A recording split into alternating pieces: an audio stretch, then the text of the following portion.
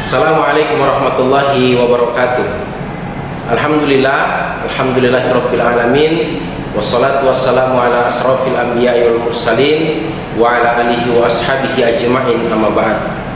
Saya Rezaldi Romae Al-Tayyib, mahasiswa pasca sarjana prodi Ilmu Pendidikan Agama Islam, Fakultas Agama Islam, Universitas Islam Indonesia. Pada kesempatan kali ini, teman-teman sekalian, saya akan berbagi informasi, berbagi pengetahuan terkait dengan salah satu kampus swasta terbaik di Indonesia saat ini, kampus Islam pertama yang didirikan di Indonesia pada saat ini, yaitu Universitas Islam Indonesia. Di dalam video ini juga saya tidak hanya berbagi tentang sejarah lahirnya kampus ini, akan tetapi juga saya akan mengambil satu tokoh, di mana tokoh ini yang akan kita kaji pemikirannya, yang akan kita kaji kontribusi pemikirannya, konsep pemikirannya di bidang pendidikan. Baik, pertama kita akan masuk pada sejarah berdirinya kampus Universitas Islam Indonesia. Pada tahun 1945, Sidang Umum Masyumi Majelis Syuro Muslim Indonesia melakukan pertemuan, yang mana pada pertemuan waktu itu dihadiri oleh beberapa tokoh terkemuka pada masanya, diantaranya Wakil Presiden Republik Indonesia pertama Bapak Muhammad Hatta, kemudian juga dihadiri oleh Muhammad Natsir, ada juga dihadiri oleh Muhammad Rum, dan juga Kiai Haji Wahid Hasyim. Pada pertemuan waktu itu ditarik satu kesimpulan bahwa akan didirikan salah satu lembaga pendidikan Islam, sehingga pada tanggal 8 Juli 1945 didirikanlah STI, Sekolah Tinggi Islam, yang hari ini bertransformasi menjadi Universitas Islam Indonesia.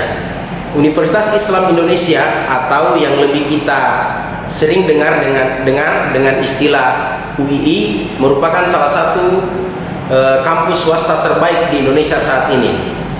Termotivasi dari semangat nasionalisme dan juga berlandaskan pada nilai-nilai keislaman. UII lahir 1 bulan sebelum teks proklamasi dibacakan.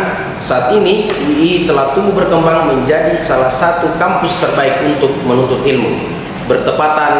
Berlokasi di utara kota Yogyakarta dan juga berhadapan langsung dengan keindahan Gunung Merapi, sehingga menjadikan Universitas Islam Indonesia menjadi tempat terbaik untuk belajar. Teman-teman sekalian, itulah sejarah singkat bagaimana perjalanan Universitas Islam Indonesia. Sekarang saya akan mengambil satu tokoh, yang mana tokoh ini juga merupakan bagian daripada orang yang berpengaruh atau yang berperan dalam pembuatan kampus Universitas Islam Indonesia, yaitu beliau adalah Muhammad Natsir.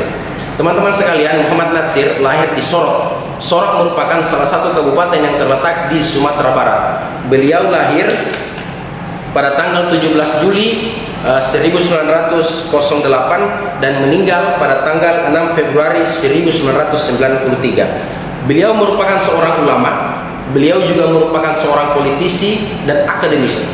Beliau merupakan pejuang kemerdekaan. Beliau juga merupakan ketua umum Partai Masyumi, yang juga sekaligus pendiri Partai Masyumi, dan juga beliau merupakan tokoh terkemuka di Indonesia pada masanya. Sehingga perjalanan beliau, karir beliau, kontribusi beliau, baik itu di bidang politik, di bidang agama maupun di bidang pendidikan, telah diukir indah, ditulis dalam sejarah buku peradaban Republik Indonesia, sehingga menjadikan beliau merupakan salah satu tokoh yang memberikan banyak kontribusi di Indonesia.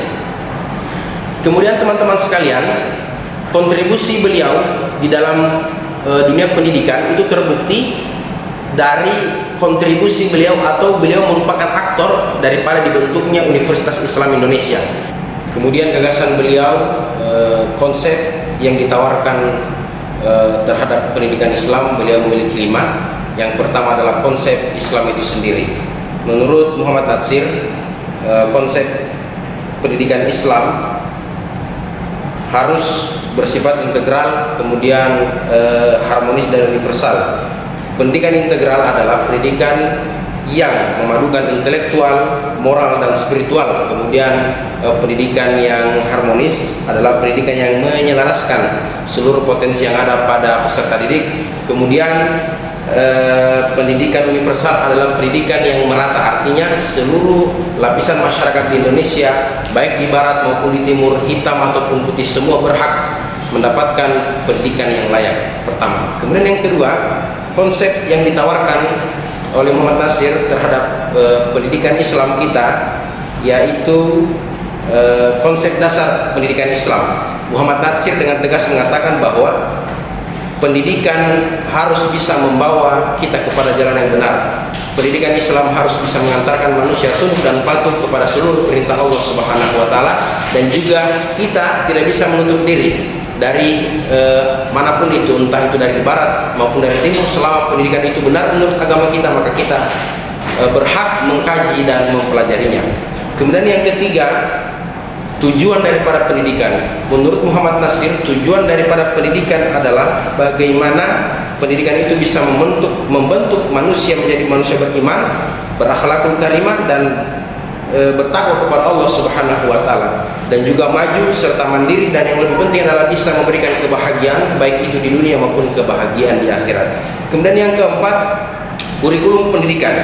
Kurikulum pendidikan Islam yang ditawarkan oleh Muhammad Natsir adalah bagaimana pendidikan itu disusun dan dikembangkan secara integral dengan mempertimbangkan kebutuhan umum maupun kebutuhan khusus sesuai dengan potensi dan kebutuhan peserta didik. Ini sangat baik apabila diterapkan di Indonesia, karena salah satu permasalahan ataupun problem pendidikan kita adalah belum bisa memberikan pendidikan atau kurikulum yang sesuai dengan kebutuhan setiap peserta didiknya.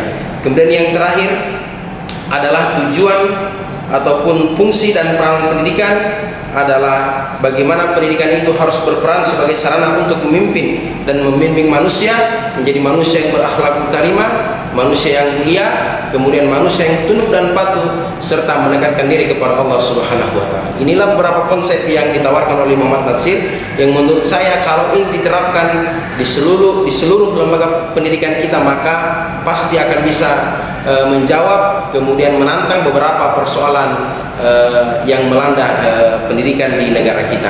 Mungkin hanya ini yang bisa saya dapat sampaikan. Semoga informasi penting ini bisa menambah wawasan dan pengetahuan kita, terutama di bidang pendidikan, karena pendidikan sangat penting untuk kita. Pendidikanlah yang bisa menentukan maju mundurnya suatu bangsa. Oleh sebab itu saya akhiri dalam video ini. Terima kasih atas segala perhatiannya. Billahi fi sabilil haq fastabiqul khairat. Wassalamualaikum warahmatullahi wabarakatuh.